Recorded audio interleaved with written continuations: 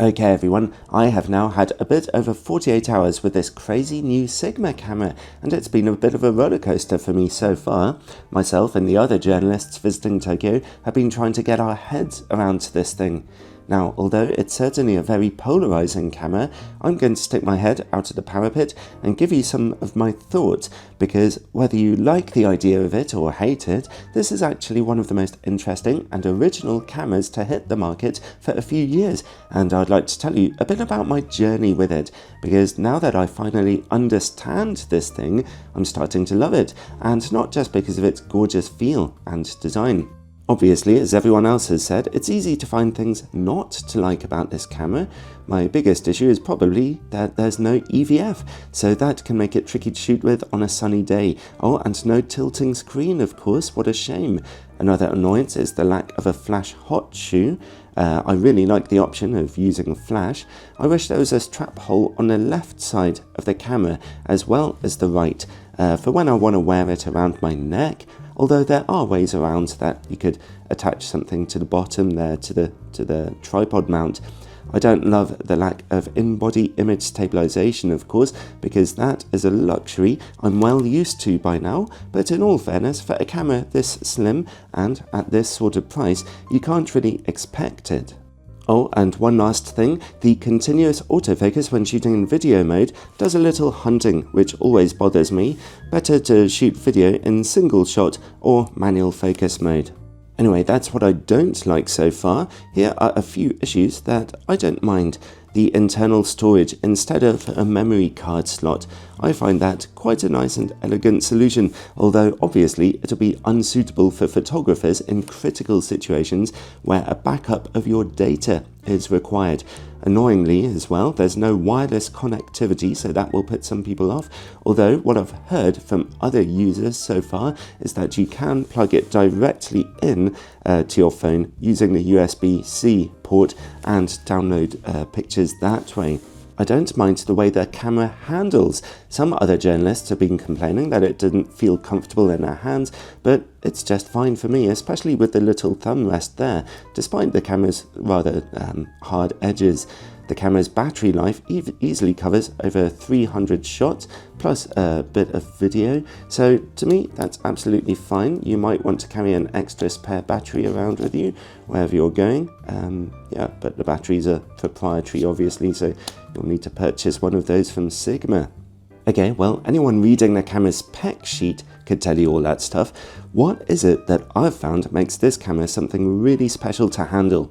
Firstly, the design is obviously amazing, and when it's paired with one of Sigma's new silver-coloured I-series lenses, it becomes a real thing of beauty. Here it is next to Sigma's first ever Mark I film camera from 1986. It's obvious how much design has moved along since those days. Not only that, but the camera feels amazing to touch. It's machined from a single block of aluminium in a process that takes about 7 hours, and it just feels so tough and perfectly assembled. The bottom plate is softer though, being rubberized, so it sets down onto a table without scratching anything. Even the camera's body cap is made of metal, with a weather sealing gasket around the edge. Now, I've never seen that before. It also happens that Sigma's I-series of lenses happen to have some of the best feeling build quality around, so it really is a perfect match with a camera. What I like the most about the camera though is both its simplicity and its cleverness. Because of the help of just a few buttons and a touch screen, everything is quickly and easily controllable.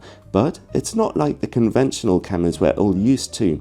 It took me a while to get used to it, which was frustrating, but when I finally got and understood that user interface, I kept bursting into smiles each time I realized something new about what it could do.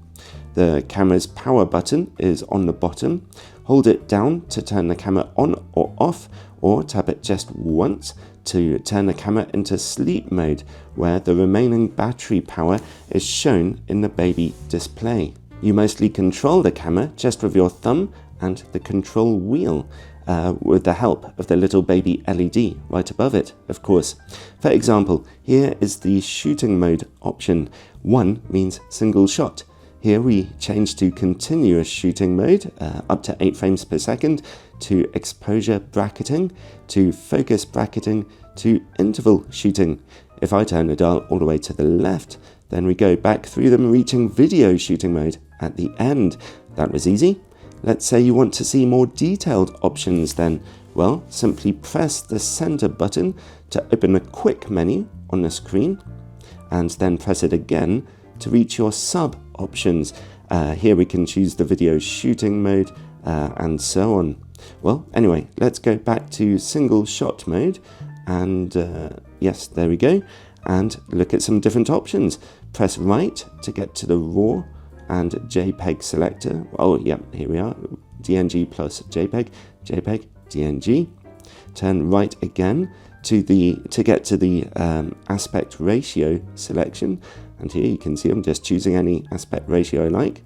Turn right again for the autofocus modes: autofocus, single, continuous, and manual focus. So let's have a look at those autofocus modes. If you press on through, then you can access your options. Pressing left or right changes between autofocus, single, continuous, and manual focus mode.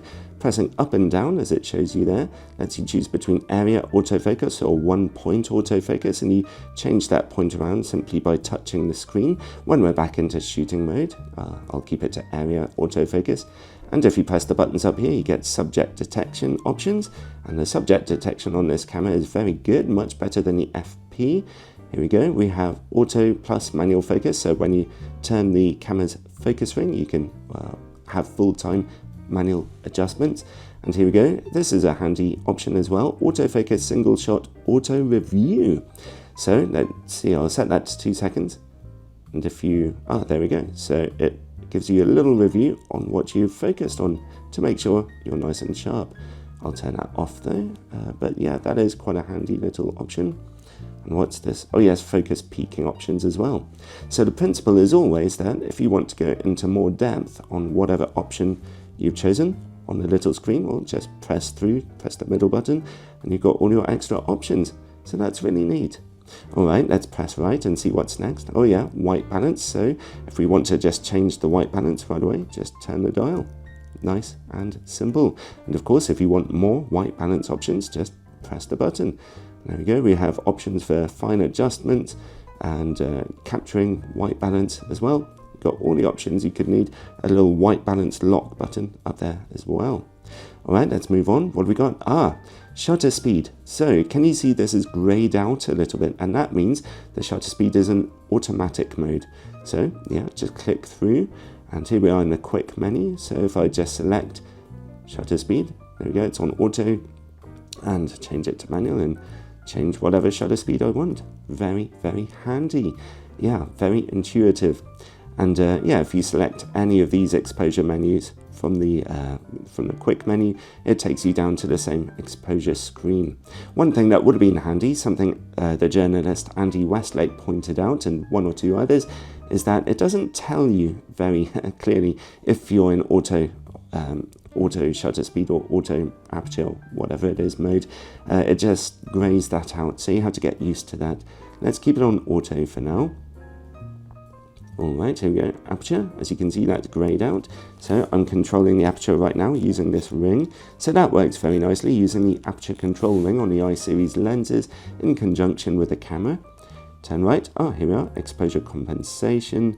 Now with the exposure compensation, something very handy is that if you, no matter what menu section you're in, if you half press the shutter button, then you can always access exposure compensation. And I found that incredibly useful, very quick to handle, a good feature.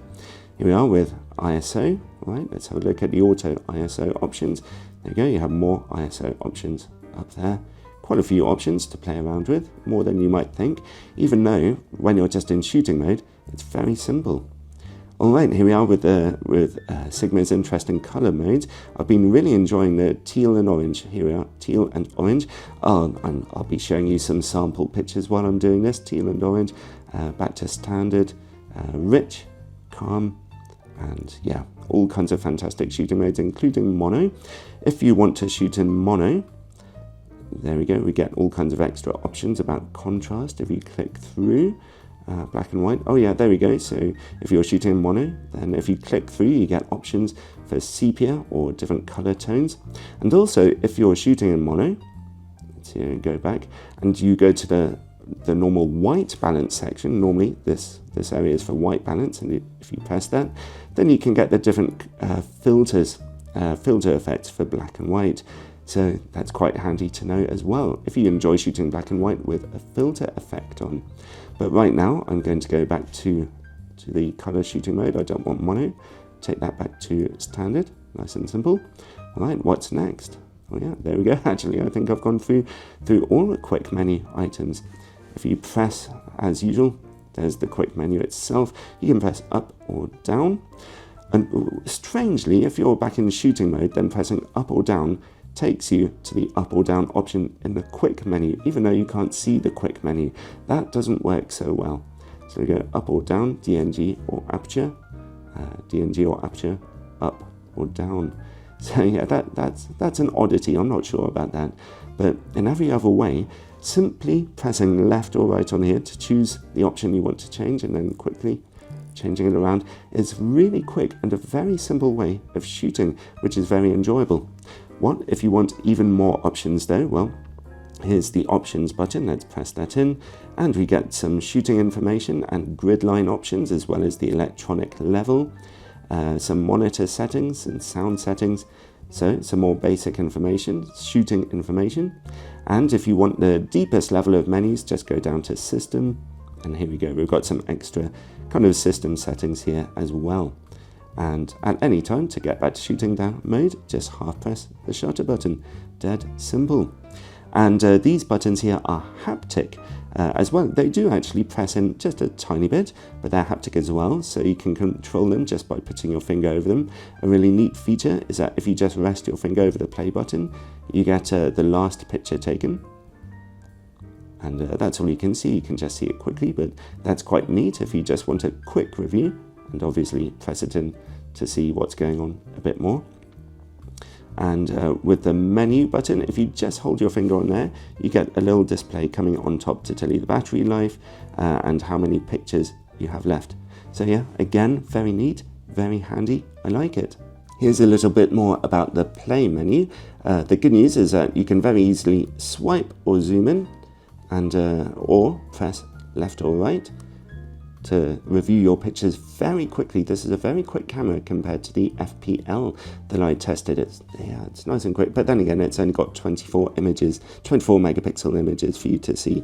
Yeah, zoom in by pinching with your fingers, or zoom in pressing the center button, and you can review whether you are sharp or not, or in focus.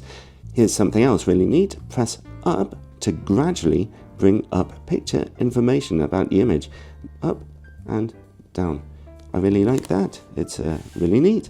I can't demonstrate it here very well, but something else I really like about this camera is its autofocus. This is easily Sigma's best autofocus camera yet, particularly if you're using continuous autofocus in still shot mode. So where are we? Autofocus, oh yeah, autofocus continuous.